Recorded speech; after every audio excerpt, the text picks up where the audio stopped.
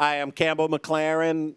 Some people call me the creator of the sport of MMA, the founder of the UFC. Other people call me much less polite things. But either way, they've given me a microphone tonight, and I get to do what I really love to do, which is talk to some of the people who are true legends in the sport of MMA. And I've got a real one here, Jimmy Smith, a commentator for Bellator, UFC, and of course Combate. And also, you had 6 pro fights, is that right? There's one that's not on there, 7. 6 and 1 as a pro back in my day. Yeah. So I think many of us know the view into the cage, but some actually know the view from inside the cage. And I think it gives a great deal of inspiration and insight into what the sport is really like when you've been in there. I wanted to talk to you about a couple things. We're in a 30-year anniversary of MMA, which is really the UFC's 30th anniversary. And how are you seeing the sport evolve? You've really been when would you say the start of your involvement was? Was it Fight Quest? Is 2005? That was the end of my pro career, was Fight Quest. So really in MMA, I started in 2000, 99. So it's been almost 25 years now. And the evolution of it is it's become its own sport. Before it was, hey, you do this. Do you want to try out this other thing? Nobody did MMA full time when I started. Oh, I was a kickboxer. Somebody paid me money. I jumped in there and tried out. I was doing jiu-jitsu. They said, hey, do you want to fight? I had 3 days notice. And I went, yeah, I got nothing better going on. Sure. In the back of a bar in San Pedro. A full 3-day camp that I had in the back of a bar in San Pedro. It wasn't a professional thing people did. It's hard to even explain. It's almost like when NFL players had full-time jobs outside of the season, 100 years ago. It's almost like that. That's how much it's evolved. Yeah, I think we've seen, it wasn't until, I think it's UFC 7, Jeff Blotnick, another wrestler. Great commentator, great wrestler. Good wrestler, good man. And he said something like, we're finally mixing the martial arts. And mixed martial arts became the term. I think it was a fighter named Marco Huas. This is my King of the Streets. King of the Streets, not so humble opinion. But he was boxing, he was doing jiu-jitsu, and he was doing Muay Thai leg kicks. And I think it's UFC 7. That's the first time it really dawned on me you were going to have a complete arsenal. Royce Gracie surprised the crap out of everyone, right, including me, right? No one saw that coming. The Gracies saw it coming, right? But as the sport advanced, evolved, people needed to add other things in. Of course, ground and pound is really wrestlers that didn't know how to close it up, right? They just held you down and beat the crap out of you. But what have you seen in the last few years, in the last 5 years? Because I think the sport at 25 years started to change. A lot of it, the success of the UFC, giant success of the UFC. And people saw there was real money in the sport. They were leaving boxing. John Jones has 2 brothers in the NFL, and I think he decided to go a different path. What have you seen in the last few years, the last 5 years, the changes in the sport? The ceiling of how far we believe we can get. And I know that's a little weird to a lot of people. When you see people on the Wheaties box, when you see people who are crossover celebrities, like talking about, John Jones, the Conor McGregors, people go, wow, I can get that big. That was beyond anything we thought of. The first fight on cable was Robbie Lawler and a guy named Steve Red-Nosed Burger on a show called The Best Damn Sports Show, period. I remember watching it on cable going, MMA's on cable. And what a huge moment that was. The ceiling of how far you can get has really risen. Also, when you talk tactically about the evolution of the sport, it's not pride anymore. You're not defending your style. It isn't this versus this. It isn't, I'm going to fight in this way out of pride and dignity. It's I'm trying to win like I would any other sport. And whatever I have to use to get there, I'm going to use it. So the idea of defending your style or I'm this and that's really what I am, that's gone by the wayside completely. The complete mixed martial artists, Marco Huas, Frank Shamrock, you're talking about, who started off that way, they're the norm now. And that took a long time to get there. Yeah, that's really a good point. I think they're obviously the norm. I've been surprised. Look, Bruce Lee's a legend. Bruce Lee, you can't say anything bad. Don't say anything bad about Bruce Lee, but be like water? I don't know what that means. Wash my hair? I don't know what that means, be like water. But I think what I do understand is in Jeet Kune Do, which was his system, take what works and discard the rest. And that's where I think it's all become a beta testing ground for what works in still what is as close to a real fight as you can put on. And I think that was exactly what you got when you founded the UFC. Is people talk about this versus that. This is as close to 2 men enter, 1 man leave as we can have in a civilized society with rules, and we're not biting one another in the eye, and there are no glass bottles being thrown. This is as close to it, close as it can get to an actual fight using everything you have at your disposal. This is as close as it can get. This is the ultimate proving ground.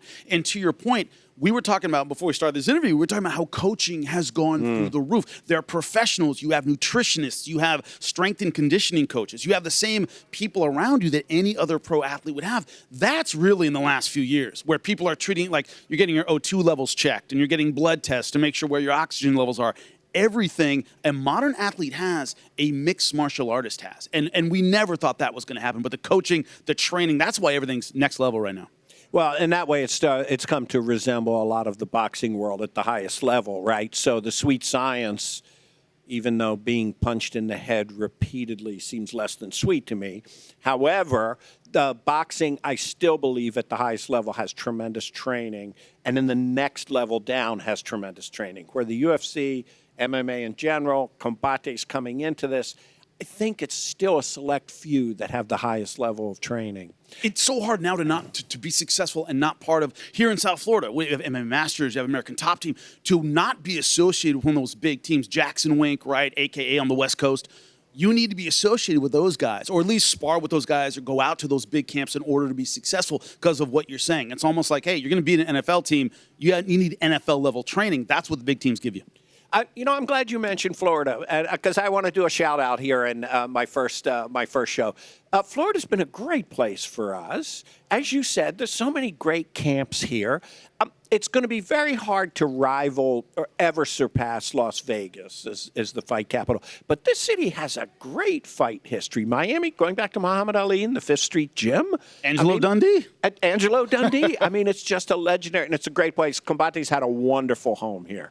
I love talking to you about the sport. Part of it is you do what I try to do, which is honor the past, but stay very much in the future. Or look for the future and stay in the present. So I've seen all these spinning elbows and head kicks, like stuff that I thought was really more for the movies. But we've seen that start to work now. Is it the element of surprise that's driving this? Is it you can't be ready for a spinning elbow? It's the stuff that'll never work when I started, right? That'll never work. That would never work. A part of the coaching we're talking about is the sparring, the team you're around, the timing of this stuff has gotten so much better where, in the gym, you might be sparring 10 guys in a particular day, and each one has a different style and a different vulnerability, a different attack. And what I loved, we were talking about the show Fight Quest I did for the Discovery Channel, going all around the world fighting. I remember going, man, I'm going to take that home with me. I would see some guy doing some move and go, man, I'm trying that one. Or some leg kick or something that you wouldn't expect. It all comes together and use that as part of your offense. That's what kids are doing now because so many people are coming from so many different backgrounds to all train in the same place. They're picking up these little moves that are, like you said, the surprise that leads to the knockout. And it's entertaining for everybody. I want to stay in the positive, but I want to pose a less than positive question. Has jiu-jitsu stayed up to date? There was a point where the Gracies down back in the early days, Rickson Gracie was a beyond legend, and Royce beat everybody. What's happened with jiu-jitsu these days? When was the last time you saw a fighter who didn't have cauliflower ears? They're all getting pretty good. That's what you have to understand about jiu-jitsu is, man, they're not, it's not dominant like it used to be. Guys that you don't know as submission guys have black belts. Guys that you're like, oh, the submission game's not very good. And he took the world's brown belt. It's just everybody's level has gotten so good. I compare it to the atom bomb. Yeah, atom bomb was a big deal in 45. Then everybody got one, and you needed something different. And so you notice the guys who are able to integrate their style with some great takedowns or some great wrestling, or a lot of the Japanese fighters. We had some great Japanese fighters here last time. And that funky style, rubber guard, going for footlocks from crazy angles. The ones that add more to the weapon are successful. And that's the problem is not enough people add enough to the weapon. Oh, jiu-jitsu will win. This is not 1994, not like it did then. Black belts are a dime a dozen. You need something better. And I think that's why we're seeing that is even guys that aren't very good by comparison are still way better than they were 20 years ago. The game has to evolve. You need to up your game to win in jiu-jitsu. Great, tremendous insight. I think that's exactly right. The level of jiu-jitsu's gone up. They're all not good. That jiu-jitsu has come down in any way. So I want to sum up. You've been with Combate, what are we on, 7th or 8th show, something like that? How is Combate different? What are you seeing? I'm not joking with you. I'm serious. I was watching with my wife, and I'm showing the show, and she goes, she's watching it for a second. She's had to watch a lot of fights because of me. And she goes, and she's Cuban, by the way. And she turns to me, she goes, man, they're really going at it. And I go, yeah. I said, that's really the difference is, so many of our fighters, the proud, what we call mountain boxing, man, Latin warriors, look out for them. Look out for them. When I was boxing, they were like, oh, look out for those Latin warriors. They'll take 3 to give 1. Outside of Cuba, there's not a lot of great wrestling in Latin America. It's all from that boxing base. And whether or not you're a boxer, that's your mentality. If the guy's standing up at the end, I did something wrong. If he still wants to fight me, he wants a rematch, I didn't hurt him enough. And so many of the guys in here, and you've really hit on girls. And girls are hitting on something with I'm representing tonight Chile. And everybody in Chile is watching, and I'm not going to let them down. And though that combination of a Latin American spirit, which starts in the striking, everything else second, and also that nationalism has always been part of MMA, representing Brazil, Russia, the United States. Here, there's an intensity in the rivalry that really makes it special. And I've seen guys come out here and try to lay one another out in a way that is very rare in the sport. Jimmy, it's rare that I feel someone can outspeak me.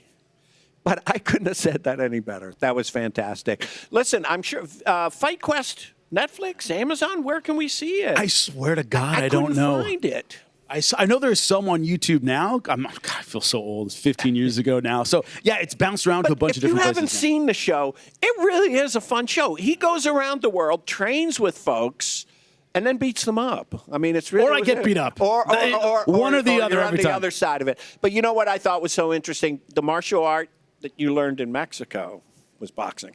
Nacho Beristain. I was with the Marquez brothers. And I'm telling you, their whole gym is like the size of maybe La Jaula, maybe. Gritty, dirty, not a lot of equipment. And I'm training with this guy, and they go, if I don't win, I don't eat. Yeah. The guy told me that in Spanish. My Spanish good, I understood me. He goes, I don't win, man. I don't eat. I don't. And I said, how do you outbox that guy?